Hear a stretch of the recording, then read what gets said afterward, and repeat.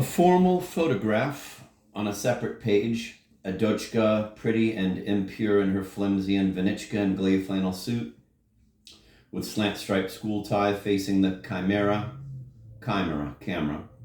Side by side, at attention, he with the shadow of a forced grin, she expressionless.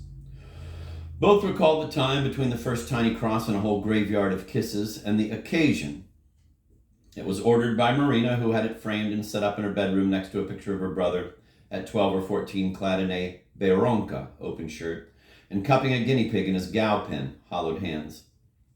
The three looked like siblings, with the dead boy providing a vivisectional alibi. Another photograph was taken in the same circumstances, but for some reason had been rejected by capricious Marina. At a tripod table, Ada Arter sat reading, her half-clenched hand covering the lower part of the page. A very rare, radiant, seemingly uncalled-for smile shone on her practically Moorish lips. Her hair flowed partly across her collarbone and partly down her back. Van stood inclining his head above her and looked, unseeing, at the opened book. In full, deliberate consciousness, at the moment of the hooded click, he bunched the recent past with the imminent future and thought to himself that this would remain an objective perception of the real present and that he must remember the flavor, the flash, the flesh of the present, as he indeed remembered it half a dozen years later, and now, in the second half of the next century. But what about the rare radiance on those adored lips? Bright derision can easily grade through a cline of glee into a look of rapture.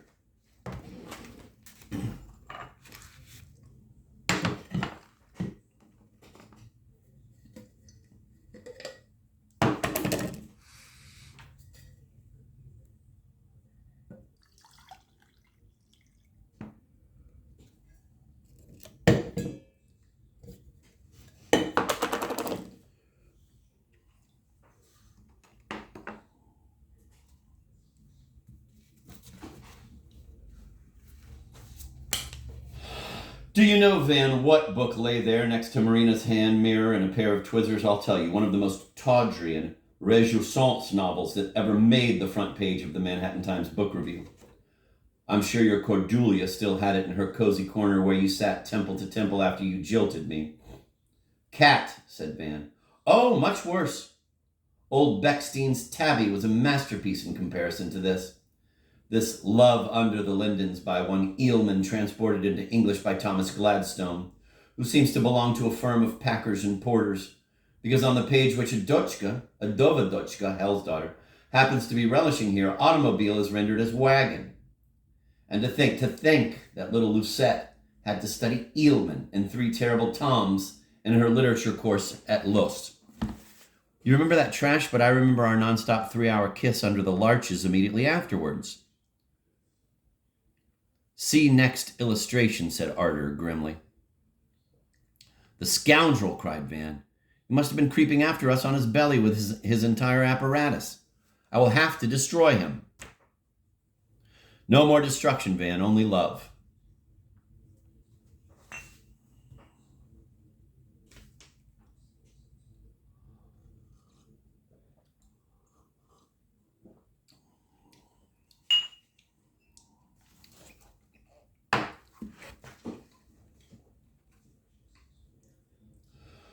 But look, girl, here I'm glutting your tongue, and there I'm glued to your epiglottis. An intermission, begged Arter. Quick.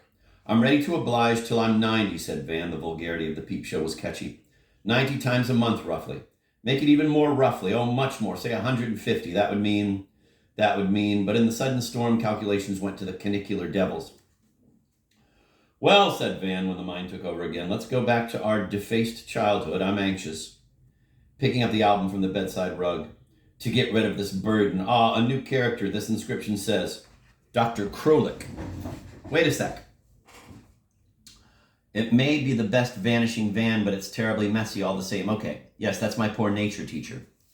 Knickerbockered, Panama-hatted, lusting for his babuchka, Russian for lepidopteron. A passion, a sickness. What could Diana know about that chase?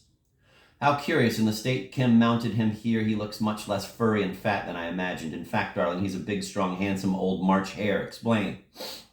There's nothing to explain. I asked Kim one day to help me carry some boxes there and back, and here's the visual proof. Besides, that's not my Krolik, but his brother, Carol, or Carapers, Krolik. A doctor of philosophy, born in Turkey. I love the way your eyes narrow when you tell a lie. The remote mirage in effrontery minor. I'm not lying, with lovely dignity. He is a doctor of philosophy. Van ist auch one, murmured Van, sounding the last word as Juan. Our fondest dream, she continued, Krolix, and my fondest dream was to describe and depict the early stages from ova to pupa of all the known fritillaries.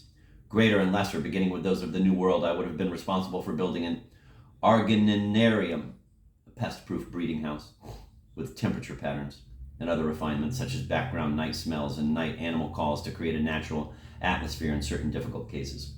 A caterpillar needs exquisite care. There are hundreds of species and good subspecies in both hemispheres, but I repeat, we'd begin with America.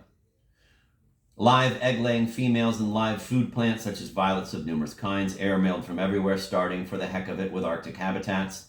Lyaska, Labrastior, Victor Island, the Magnanary would be also a violarium, full of fascinating flourishing plants from the Indoconensis race of the northern marsh violet to the minute but magnificent Viola Corliki, recently described by Professor Hall from Goodson Bay. I would contribute colored figures of all the instars and line drawings of the perfect insect's genitalia and other structures. It would be a wonderful work.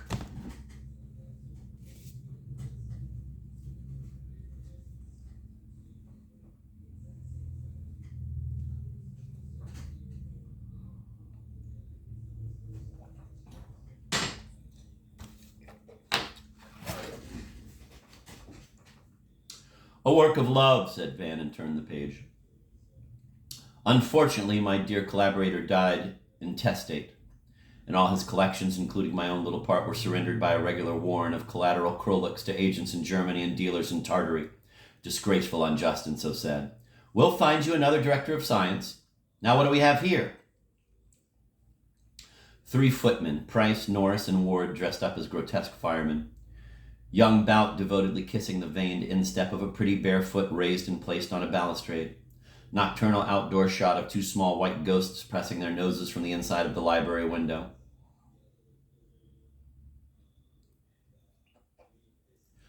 Artistically aventailed, all on one page, were 7 fotochki, diminutive stills, taken within as many minutes from a fairly distant lurk in a setting of tall grass, wild flowers, and overhanging foliage. Its shade and the folly of peduncles delicately camouflaged the basic details, suggesting little more than a tussle between 2 incompletely clad children. In the central miniature, Arter's only limb in sight was her thin arm holding aloft in a static snatch like a banner her discarded dress above the daisy-starred grass. The magnifier, now retrieved from under the bedsheet, clearly showed, topping the daisies in an upper picture, the type of tight-capped toadstool called in Scots law, ever since witching was banned, the Lord of Erection. Another interesting plant, Marble's melon, imitating the backside of an occupied lad, could be made out on the floral horizon of a third photo.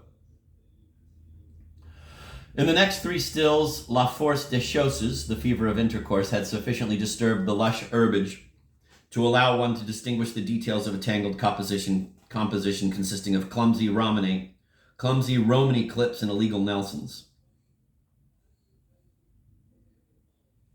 Finally, in the last picture, the lower one in the fan-like sequence, Arter was represented by her 2 hands rearranging her hair. Arter was represented by her 2 hands rearranging her hair, while her Adam stood over her, a frond of inflorescence veiling his thigh with the deliberate casualness of an old master's device to keep Eden chaste.